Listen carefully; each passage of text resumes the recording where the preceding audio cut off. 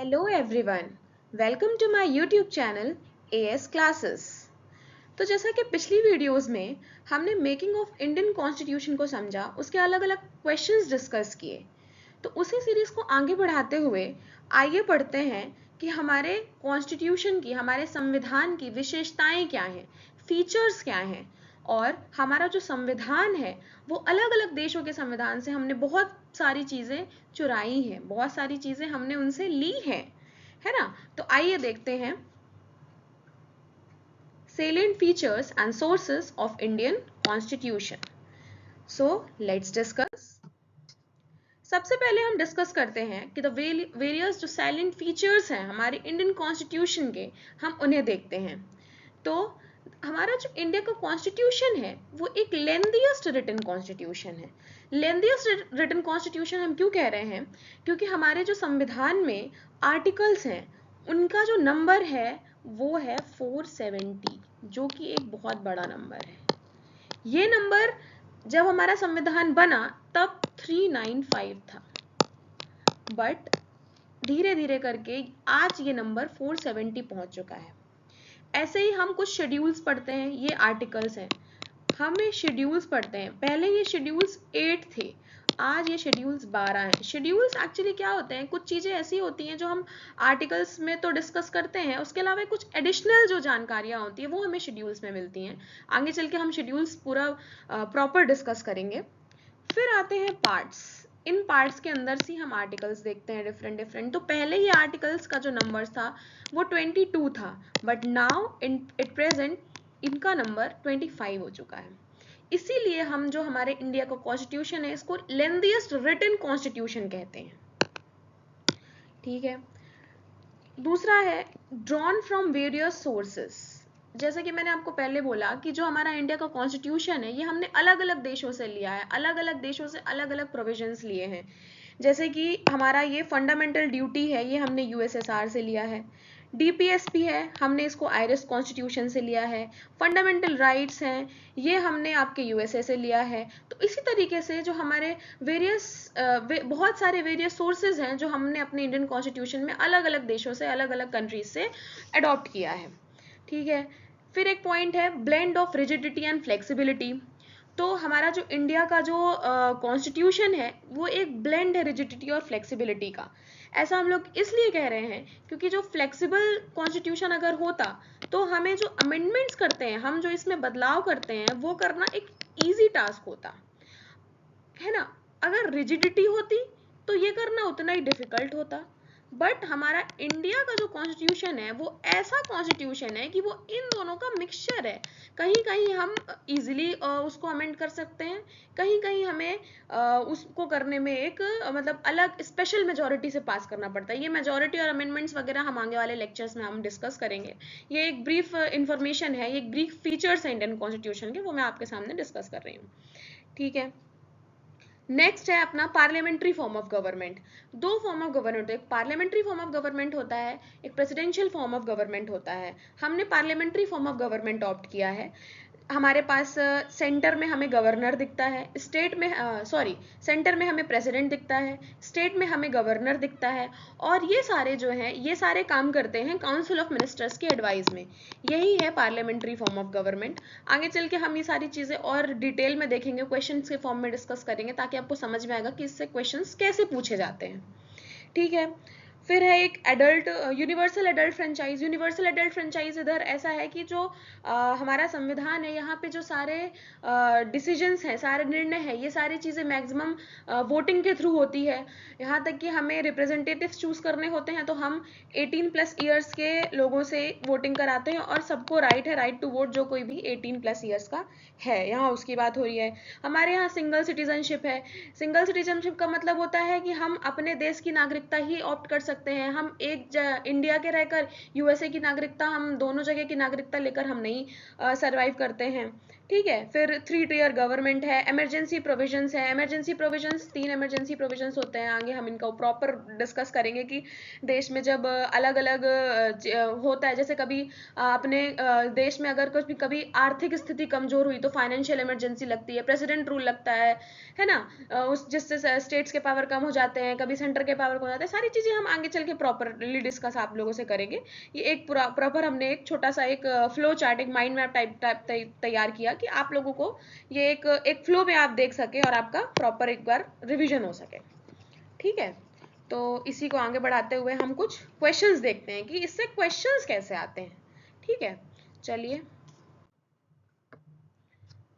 so let's start with our first question. So here the first question is, in India which of the following is supreme? मेरे हिसाब से इसका answer तो आप सभी लोग बहुत इजीली दे पाएंगे, तो आइए ऑप्शंस देखते हैं। सुप्रीम कोर्ट, कॉन्स्टिट्यूशन, पार्लियामेंट या रिलीजन। तो बहुत इजीली इसका आंसर कि कॉन्स्टिट्यूशन ही सुप्रीम होता है ना। तो करेक्ट आंसर इसका बी है। एक्सप्लेनेशन आप देख सकते हैं, ये तो कॉन्स्टिट्यूशन ऑफ इंडिया है, वही सुप्रीम है कंट्री में, है ना। और जो पार्लियामेंट है ये भी ओवरराइड नहीं कर सकती कॉन्स्टिट्यूशन को। Moreover the supreme court delivers its orders based on the articles of the constitution. Also religion can not be supreme in India as we are a secular country. इधर secular country का मतलब ये होता है कि secular state है India, जो है ये सेकुलर स्टेट है। ये भी वन ऑफ द फीचर है अपना कॉन्स्टिट्यूशन का कि जो इंडिया है यहाँ हर धर्म को, हर रीजन को एक इक्वल कंसिडर किया जाता है। स्टेट सबको इक्वल सपोर्ट करती है, यहाँ पे कोई भी ऑफिशियल रिलीजन नहीं है, यहाँ सबको बराबर महत्व दिया गया है, हर धर्म को एक बराबर इक्वल दिया गया है, इक्वालिटी दी गई है। ठीक है, चलो द नेक्स्ट क्वेश्चन। अगला क्वेश्चन है कि the constitution of India is. बहुत इजी है, मैंने आप लोगों को बता दिया है उस फ्लो चार्ट के थ्रू कि इंडिया का कॉन्स्टिट्यूशन कैसा है। Very easily you can answer this question कि इंडिया का जो कॉन्स्टिट्यूशन है ये पार्टली रिजिड है और पार्टली फ्लेक्सिबल है। ठीक है, देख सकते हैं आप ये सारे इसमें कि कैसे कॉन्स्टिट्यूशनल अमेंडमेंट्स करने होते हैं, स्पेशल मेजॉरिटी से पास होता है, सिंपल मेजॉरिटी से पास होती हैं चीज़ें, है ना। और ये अमेंडमेंट्स का एक पूरा टॉपिक हम अलग से डिस्कस करेंगे जिससे आपको सारी चीज़ें और अच्छे से क्लियर हो जाएंगी। अभी फिलहाल के लिए आप इतना जानिए कि जो इंडिया का कॉन्स्टिट्यूशन है ये ना ही रिजिड है और ना ही फ्लेक्सिबल है, ये पार्टली रिजिड है और पार्टली फ्लेक्सिबल है। चलिए next question. There are provisions in the Constitution to ensure the independence of Parliament, Judiciary, Citizens, none of these. तो करेक्ट आंसर है इसका जुडिशरी। कुछ प्रोविजंस हैं इंडिया में इंश्योर करते हैं जुडिशरी की इंडिपेंडेंस। ठीक है, क्योंकि जो जुडिशरी है वो इंश्योर करती है कि कोई भी इंटरफेयर नहीं हो फ्रॉम द गवर्नमेंट और the party in power. Moreover, the judges of the Supreme Court and High Court are appointed by the President of India as per the Indian Constitution. ठीक है, तो हमारे यहाँ न्याय के लिए जुडिशरी बनाई गई है और इंडिपेंडेंट जुडिशरी बनाई गई है। ठीक है ना, चलो the next question. The most essential feature of a federal government is division of a power between the federal and the state government, supremacy of parliament, supremacy of judiciary, single citizenship. Federal government क्या होता है? Federal government होता है, आगे चल के ये चीजें हमें दिखेंगी, हम शेड्यूल्स में ये चीजें डिस्कस करेंगे। फेडरल गवर्नमेंट है मतलब कि जो डिवीजन है वो है पावर का between the federal and federal और स्टेट में इसको डिवीजन है इसका, है ना, पावर का डिवीजन है। A federal government is a system that divides up power between a strong national government and a smaller local government. The most essential feature of a federal government is division of a power between the federal and the state government. And US is the best example of federal government. Here, separation of power is a fundamental principle. The powers and the responsibilities are divided among the legislative branch, executive branch and the judicial branch. अपने यहाँ powers का division है, state में अलग, federal और centre में अलग, ये कहलाता है। आगे चल के हम देखेंगे कि हमारे 3 लिस्ट है, स्टेट लिस्ट है, यूनियन लिस्ट है, कंकरेंट लिस्ट है, अलग अलग सब्जेक्ट्स डिवाइड किए गए हैं, उनमें अलग अलग सब्जेक्ट्स को रखा गया है। जैसे आपका बैंकिंग हो गया, फॉरेस्ट हो गया, एजुकेशन हो गया, ये सारी चीजें अलग अलग लिस्ट में रखी गई है, कहाँ किसको क्या कौन देखेगा। This is federal government. Next question, question number 5th। In Indian polity, the executive is subordinate to judiciary, legislature, election commission या यूनियन पब्लिक सर्विस कमीशन। तो जो एग्जीक्यूटिव है वो हमेशा सबऑर्डिनेट किसके होता है? लेजिस्लेचर के सबऑर्डिनेट होता है ना। तो एग्जीक्यूटिव वो हमेशा लेजिस्लेचर के जो होता है वो सबऑर्डिनेट होता है। सबऑर्डिनेट मतलब उसके नीचे होता है। तो legislatures are the member of legislative branch of government which is responsible for making new laws and changing the existing laws. वो लेजिस्लेचर का काम होता है, ठीक है। और वो हमेशा जो सबऑर्डिनेट होता है वो किसके सबऑर्डिनेट होता है? लेजिस्लेचर के। एग्जीक्यूटिव होता है फिर लेजिस्लेचर होता है, सॉरी पहले लेजिस्लेचर होता है फिर एग्जीक्यूटिव होता है। एग्जीक्यूटिव जो होता है वो सबऑर्डिनेट होता है लेजिस्लेचर के, नीचे होता है उसके। 6th question, the English crown is an example of. बहुत सारे एग्जाम्स में ये क्वेश्चन पूछा गया है, थोड़ा सा कंफ्यूजिंग क्वेश्चन हो जाता है कि इंग्लिश क्राउन जो है वो किसका एग्जाम्पल है? रियल एग्जीक्यूटिव का, क्वासी रियल एग्जीक्यूटिव का, नॉमिनल एग्जीक्यूटिव का या नॉमिनेटेड एग्जीक्यूटिव का? तो करेक्ट आंसर जो होगा वो नॉमिनल एग्जीक्यूटिव होगा। देखिए एक्सप्लेनेशन देखते हैं हम। जो इंग्लिश क्राउन है ये एग्जाम्पल है नॉमिनल एग्जीक्यूटिव का। नॉमिनल एग्जीक्यूटिव में क्या होता है कि जो हेड होता है स्टेट का is the monarch or the president, whereas in real executive the council of minister headed by prime minister is the head of state। Actually वो होता है क्या, आपने इधर सेंटर में अपन देखते हैं कि जो नॉमिनल हेड होता है सेंटर में वो प्रेसिडेंट होता है। प्रेसिडेंट के पास पावर तो ज्यादा होती है लेकिन इसको हम लोग नॉमिनल हेड कहते हैं सेंटर में। और वहीं पे हम लोग स्टेट में देखें तो गवर्नर होता है, इनको हम लोग नॉमिनल हेड कहते हैं। इनके पास पावर्स तो होती हैं ज्यादा लेकिन ये नाम मात्र के कहलाते हैं। Nominal is not responsible for its action. और जो रियल एग्जीक्यूटिव होते हैं वो होते हैं सेंटर में पीएम और यहाँ होता है सीएम। ये काम करते हैं on the advice of council of ministers. तो जो क्राउन है वो नॉमिनल एग्जीक्यूटिव नाम मात्र वालों के लोगों के पास है, इनके पास ये सिर्फ देखने में बड़े हैं, बाकी काम ये करते हैं ज्यादातर, ठीक है। Next question, question number 7। The presidential government operates on the principle of division of power between center and state, centralization of powers, balance of powers, separation of powers। तो जो प्रेसिडेंशियल फॉर्म ऑफ गवर्नमेंट होती है ये separation of power की बात करती है, जबकि जो अपना जो है वो डिवीजन ऑफ पावर की बात करता है ना। तो इधर देखते हैं कि तो प्रेसिडेंशियल गवर्नमेंट है operates on the principle of separation of power.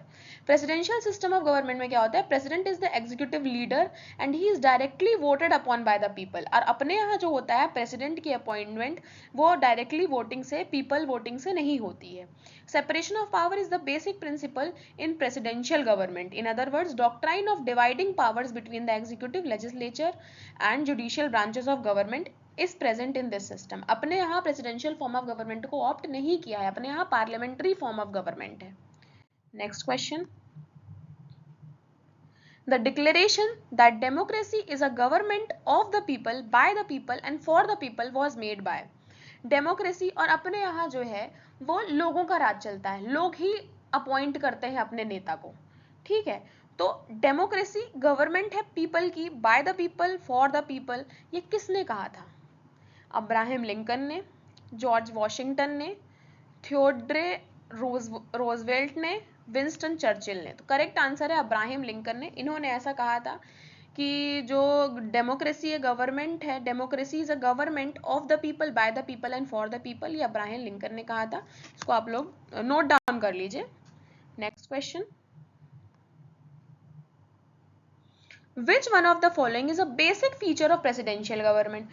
Presidential government अपने यहाँ फॉलो अप नहीं करी जाती है, अपने यहाँ पार्लियामेंट्री फॉर्म ऑफ गवर्नमेंट चलती है, लेकिन अगर होती तो क्या एक बेसिक फीचर था प्रेसिडेंशियल गवर्नमेंट का? Rigid constitution, single executive, supremacy of the legislature या residual powers of the states.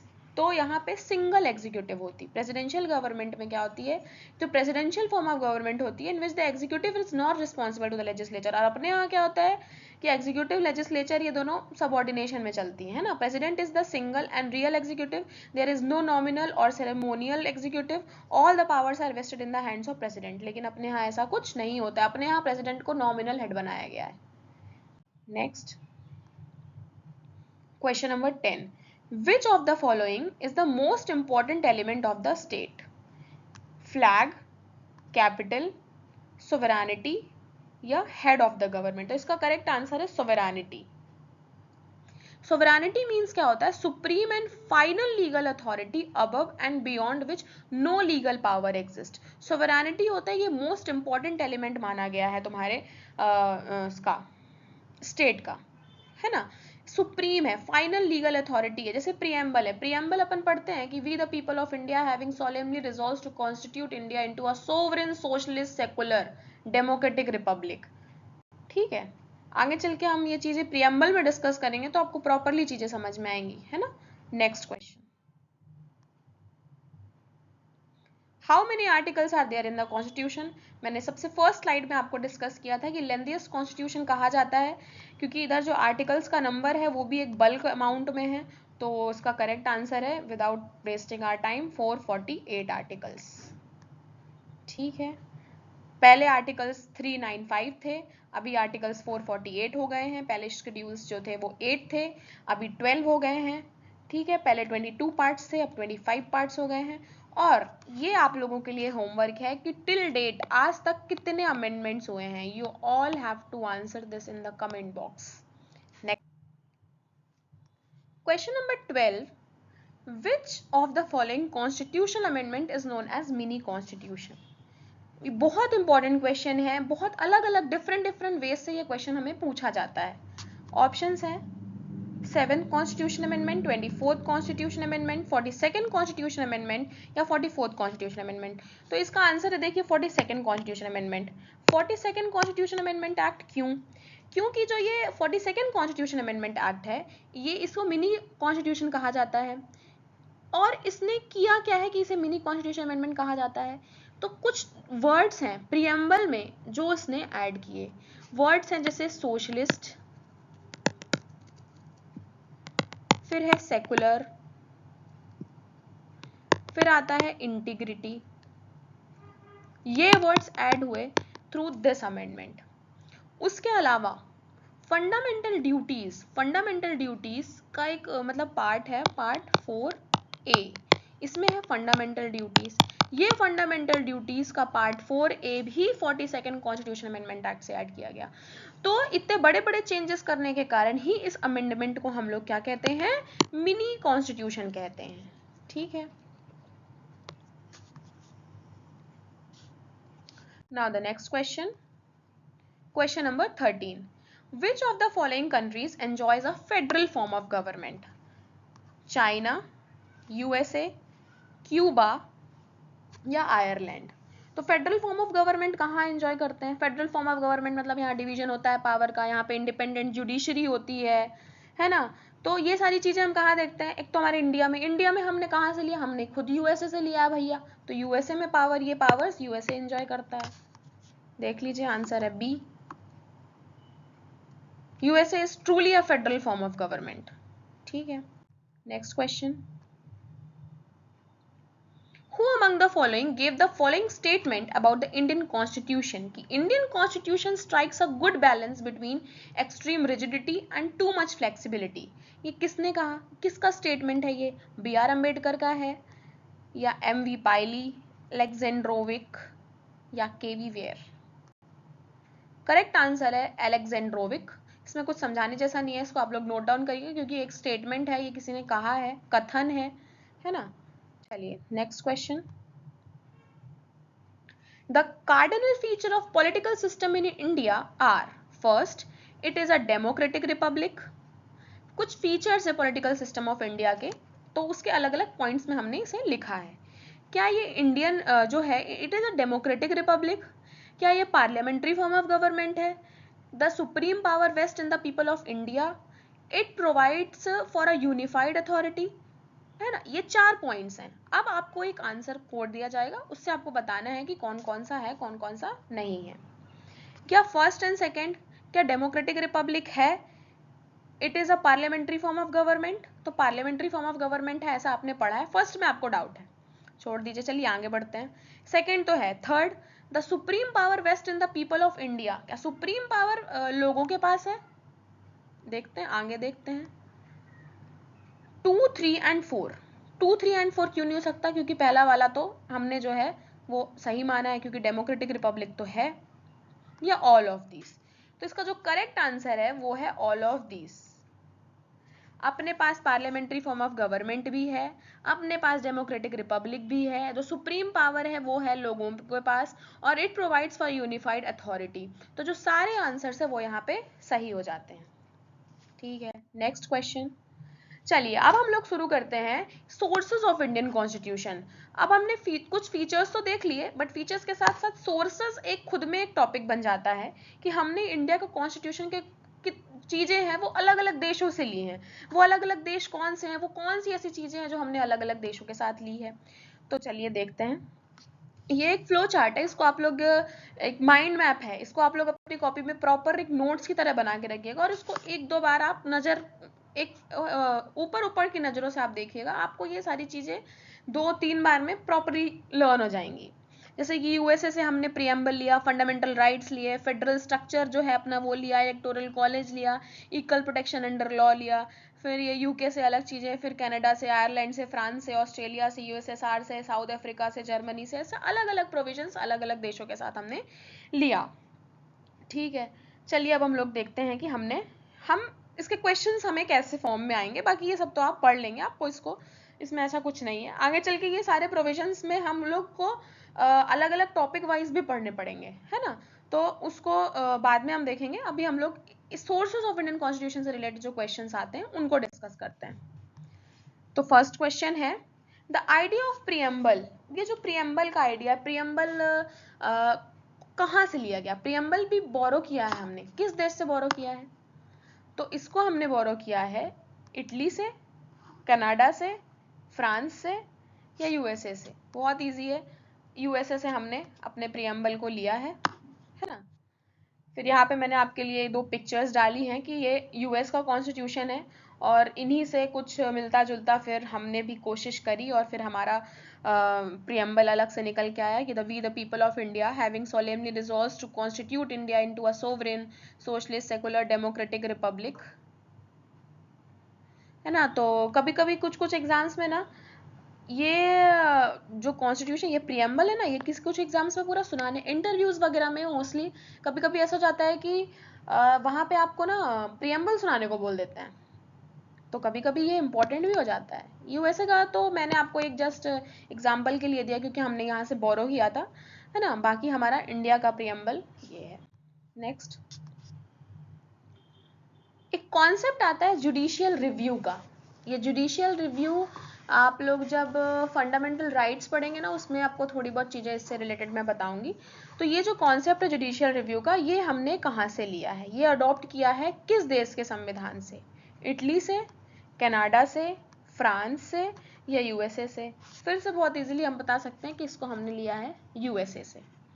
ठीक है, जुडिशियल रिव्यू, जो कॉन्सेप्ट है जुडिशियल रिव्यू का, ये इंडिया ने लिया है यूएसए से। जुडिशियल रिव्यू एक्चुअली क्या होता है कि ये पावर होता है of the courts to examine the action of legislative, executive and administrative arms of the government and to determine whether such actions are consistent with the constitution. Action judged inconsistent are declared unconstitutional, therefore null and void. Article 13 आप पढ़ेंगे, उसमें ये चीजें पढ़ेंगे आपकी judicial review होता है। ठीक है, और अगर कॉन्स्टिट्यूशन के अगेंस्ट कुछ होता है तो उसको नल एंड वॉइड डिक्लेयर कर दिया जाता है, अगर वो अनकॉन्स्टिट्यूशनल है तो, मतलब कॉन्स्टिट्यूशन से कोई छेड़ाखानी नहीं होनी चाहिए। Next question, question number 18, the features of federal system of Indian constitution is inspired by the constitution of. अब ये जो फेडरल सिस्टम हमने पढ़ा ना, कि 2 पार्ट्स होते हैं, स्टेट का अलग होता है, सेंट्रल का अलग होता है, फिर अलग अलग लिस्ट भी हमने पढ़ी। देखेंगे हम आगे शेड्यूल्स में कि कैसे यूनियन के अलग लिस्ट हैं, फिर सेंट्रल की अलग हैं, है ना, स्टेट की अलग है, कंकरेंट लिस्ट में अलग अलग सब्जेक्ट्स कैसे रखे गए हैं। तो ये फेडरल मतलब कि फैला हुआ जो चीजें हैं, वो सेंटर की अलग, स्टेट की अलग, तो वो ये चीज हमने कहाँ से ली, ये प्रोविजन कहाँ से आया हमारे पास? तो इसका आंसर है कनाडा से। तो ये फेडरल सिस्टम में ये हमने लिया है कनाडा से, है ना, inspired from the constitution of Canada. अब है the tradition of written constitution. ये जो अपना संविधान है ये लिखित है, कहीं कहीं का संविधान अनरिटन भी है, कहीं कहीं का संविधान अनरिटन भी है। अपने यहाँ का संविधान रिटन है, रिजिड है ना, फ्लेक्सिबल है, रिजिड और फ्लेक्सिबल का मिक्सचर है। जैसे अमेरिका का जो संविधान है वो रिजिड बनाया गया है। अमेरिका का संविधान रिजिड क्यों बनाया गया है? क्योंकि और रिजिड है, और रिजिड के साथ साथ वहां पे आज तक सिर्फ कितनी बार चेंजेस हुए हैं? 27 टाइम्स। 27 टाइम्स चेंजेस हुए हैं, क्योंकि भाई इतना मुश्किल है करना, उसमें बहुत सारी चीजें होती है, यहाँ से वहां चीजों को पास करना पड़ता है, वो एक रिजिड कॉन्स्टिट्यूशन बन जाता है। फिर बात करते हैं, अगर हम लोग देखें कि ब्रिटेन का जो है वो फ्लेक्सिबल है। ऐसे ही अपने इंडिया का देख लो तो वो रिजिड और फ्लेक्सिबल दोनों है। ठीक है, अपने यहाँ का संविधान तो खैर एक लॉन्गेस्ट रिटन कॉन्स्टिट्यूशन माना गया है।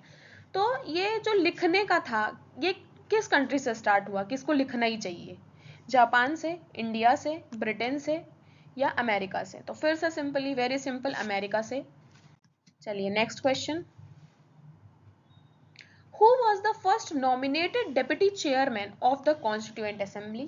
T.T. Krishnamachari, V.T. Krishnamachari, H.C. Mukherjee या फ्रैंक एंथनी? तो आप लोगों को ये याद करने वाली चीज है कि जो फर्स्ट नॉमिनेटेड डेप्यूटी चेयरमैन बने थे कॉन्स्टिट्यूएंट असेंबली के, वो थे Frank Anthony. Frank Anthony. He established All India Anglo-Indian Association in 1942, and he served as a nominated member of the Lok Sabha for 7 terms between 1950 and 1992. The next question. The concept of fundamental rights as incorporated in the Indian Constitution has been adopted from?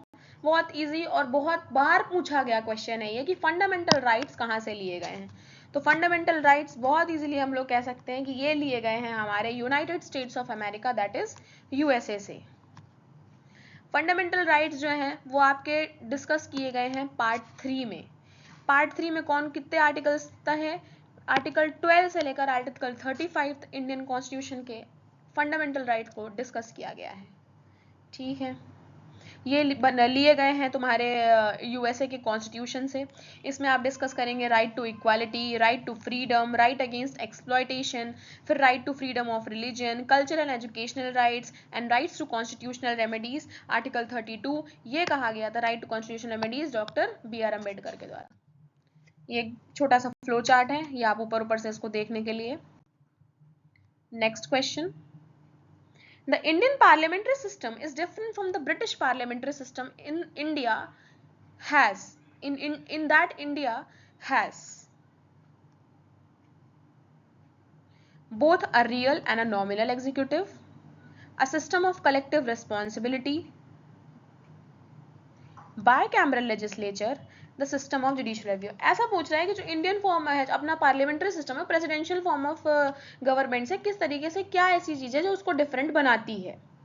तो जो system है judicial review का, वो अपन ने देखा कि article 13 में हमने देखा कि जुडिशियल रिव्यू इस हिसाब से होता है कि जो कोई भी चेंजेस हो रहे हैं, कुछ भी हो रहा है, वो इस हिसाब से हो कि हमारे कॉन्स्टिट्यूशन में किसी भी तरीके का कोई छेड़खानी नहीं हो, और अगर ऐसा कुछ हो रहा है तो उसको नल एंड वॉइड डिक्लेयर कर दिया जाता है। तो जो कॉन्स्टिट्यूशन का इंडिया का कॉन्स्टिट्यूशन है, अडॉप्ट किया है process of judicial review from the US constitution which is not applicable in the British parliamentary system. और बाकी चीजें जो हैं ऑप्शंस हैं टू द वो सारे एप्लीकेबल होते हैं, लेकिन ये जो सिस्टम है जुडिशियल रिव्यू का, ये तुम्हें प्रेसिडेंशियल फॉर्म ऑफ गवर्नमेंट में नहीं दिखने को मिलेगा।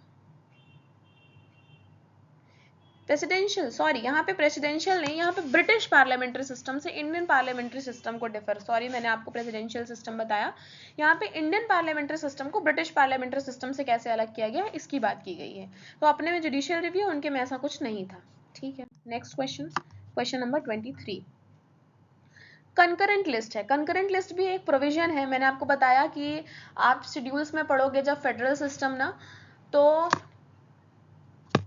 7th शेड्यूल में आप देखेंगे कि उसमें हम 3 लिस्ट पढ़ेंगे, यूनियन लिस्ट, स्टेट लिस्ट और कंकरेंट लिस्ट, अलग अलग सब्जेक्ट्स रखे गए हैं उसमें, है ना। तो उसमें हम देखेंगे कि कंकरेंट लिस्ट भी आती है, कंकरेंट लिस्ट जिसमें यूनियन के और स्टेट के दोनों के सब्जेक्ट्स रखे जाते हैं। तो ये हमने कहाँ से लिया है, ये वाला प्रोविजन हमने कहाँ से लिया, तो इसका करेक्ट आंसर है ऑस्ट्रेलिया। कंकरेंट लिस्ट का प्रोविजन हमने कहाँ से लिया है, ऑस्ट्रेलिया से लिया है। इसमें यूनियन के और स्टेट्स के दोनों के सब्जेक्ट्स रखे जाते हैं, ठीक है। 7th शेड्यूल में हम ये पढ़ेंगे। Next, concept of DPSP. जो ये डीपीएसपी का कॉन्सेप्ट है ये हमने कहाँ से लिया, ये directive principles of state policies होते हैं। इसमें ये भी अलग अलग आर्टिकल्स आप लोग पढ़ेंगे, इसमें आप लोग कुछ सोशलिस्टिक प्रिंसिपल्स पढ़ेंगे, गांधीयन प्रिंसिपल्स पढ़ेंगे, है ना। बहुत इंपॉर्टेंट हो जाता है ये भी, और ये अलग से आपका पूरा टॉपिक बनेगा, इसको आप लोग पूरा पढ़ना। ये स्वर्ण सिंह रिकमेंडेशन कमिटी और ये आप कहाँ से लिया गया है ना, सारी चीजें। तो यहाँ पे क्या क्वेश्चन पूछ रहा है कि ये जो डीपीएसपी का प्रोविजन है ये हमने किस कंट्री से लिया है, फ्रांस से, आयरलैंड से, जापान से या यूएसएसआर से। तो बहुत इजीली हम लोग बता सकते हैं कि इसका जो हमने लिया है ये आयरलैंड से लिया है, आयरिश कॉन्स्टिट्यूशन से लिया है, ठीक है। ये देखिए आर्टिकल 36 से लेकर आर्टिकल 51, और ये पूरा अलग अपने में पार्ट है, पार्ट 4 में आयरलैंड से लिया है। और इसमें ये not enforceable in a court, ऐसा नहीं है कि आपने इन चीज़ों को फॉलो नहीं किया तो आप कोर्ट में चले जाओ या फिर किसी की शिकायत कर लो, ये आपकी इच्छा से ही चीज़ें होती हैं कि आप मानना चाहते हो कि नहीं मानना चाहते हो। बस ये चीज़ें आपकी लिखी हुई हैं डीपीएसपी में कि ऐसा कुछ अलग अलग प्रोविजंस आपको फॉलो करने हैं उसमें।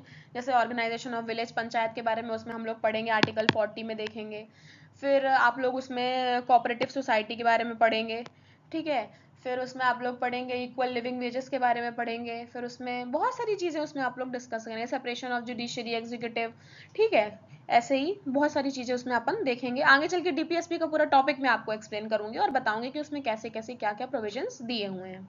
Next question, question number 25, fundamental duties. Fundamental duties जो है ये कहाँ से ली गई हैं, अमेरिका से, ब्रिटिश कॉन्स्टिट्यूशन या यूएसएसआर या फ्रेंच कॉन्स्टिट्यूशन।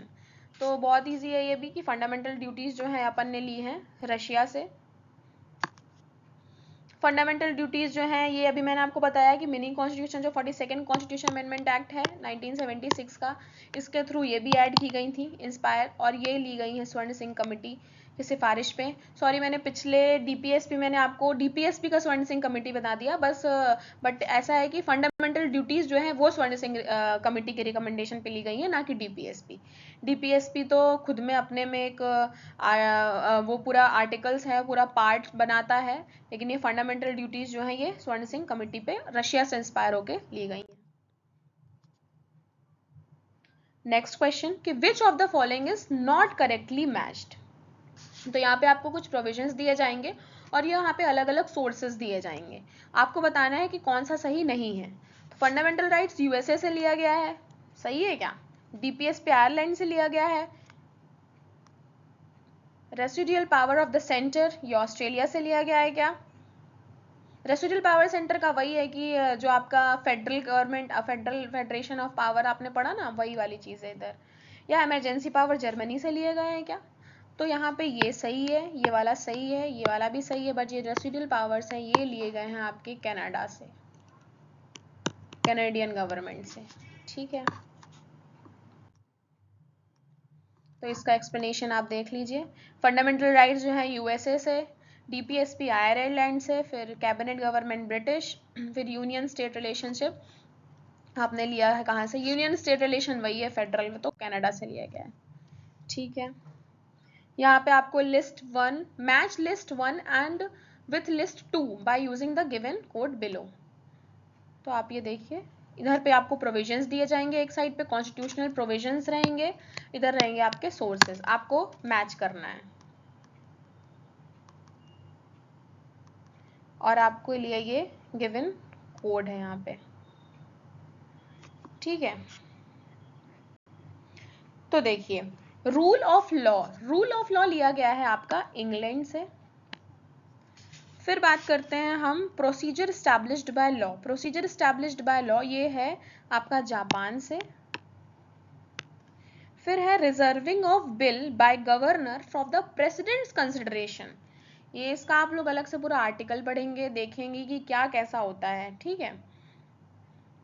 ये लिया गया है कनाडा से और कंकरेंट लिस्ट ली गई है आपकी ऑस्ट्रेलिया से, ठीक है। तो आप लोग इसको देख लीजिएगा।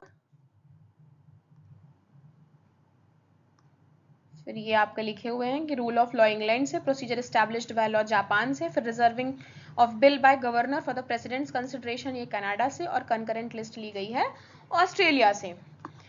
तो ये थी आज की हमारी क्लास। आज की क्लास में हमने क्वेश्चंस डिस्कस किए, सेलिएंट फीचर्स कॉन्स्टिट्यूशन के क्या थे, क्या क्या चीज़ें हैं इसमें, हमारे संविधान में कैसी कैसी चीज़ें हैं, और कौन कौन से अलग अलग डिफरेंट सोर्सेज हैं जिससे अलग अलग प्रोविजंस, जैसे आपका हो गया फंडामेंटल राइट हो गया, उसके बाद आपका फंडामेंटल ड्यूटी हो गया, उसके बाद आपका डीपीएसपी हो गया, फिर हमारे यहाँ कैसी फॉर्म ऑफ गवर्नमेंट है, पार्लियामेंट्री फॉर्म ऑफ गवर्नमेंट है, और ये सारी चीज़ें हमने इधर डिस्कस करी। अलग अलग सोर्सेज देखे कि यूएसए से कितना लिया गया, क्या क्या चीज़ें यूएसए से ली गई, कनाडा से क्या लिया, ऑस्ट्रेलिया से क्या लिया हुआ। तो ओवरऑल हमने ये सारी चीज़ें आपसे डिस्कस करी।